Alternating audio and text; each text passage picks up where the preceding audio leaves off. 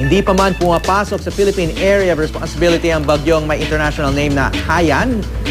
Inirekomenda na ng NDRRMC sa mga lugar na posibleng apektuhan nito na magsagawa na ng preemptive evacuation. Sa Bicol Region nga, naka-full alert na ang mga pulis para agad makaresponde kapag nanalasa na ang bagyo. May news to go si Von Aquino.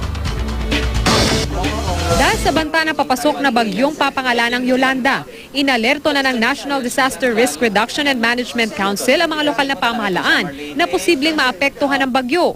Posibleng tamaan ng Samar, Leyte, northern part of Cebu, Panay Island, Mindoro, Marinduque, Romblon, northern part of Palawan, Masbate, Quezon, Laguna at maging Metro Manila. Ayon sa Pag-asa, isang typhoon ang papasok na bagyong Yolanda at posibleng maglandfall sa Eastern Visayas sa Biyernes. Posible pa siyang mag-intensify.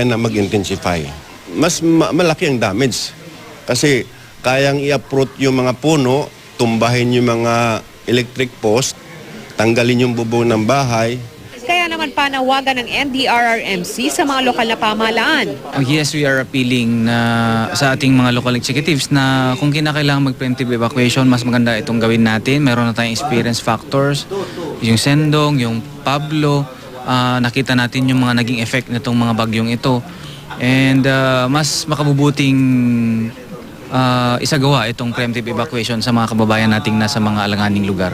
20 bagyo ang average na pumapasok o nabubuo sa PAR kada taon. Pero ayon sa Pag-asa, kung sakali, ang bagyong Yolanda ang ika-24 na bagyong papasok sa Pilipinas ngayong taon. Pero hindi pa itong huli dahil may 3 bagyo pang inaasahan bago mag-2014. Siguro ang isang dahilan dyan yung climate change. Habang tumataas kasi ang temperature, malaki din ang tsansya na magkaroon ka ng formation ng mga bagyo. Ang pulisya sa Bicol Region ngayon pa lang ay naka-full alert na para agad makaresponde sa mga lugar doon na posibleng tamaan ng bagyo. Von Aquino, GMA News.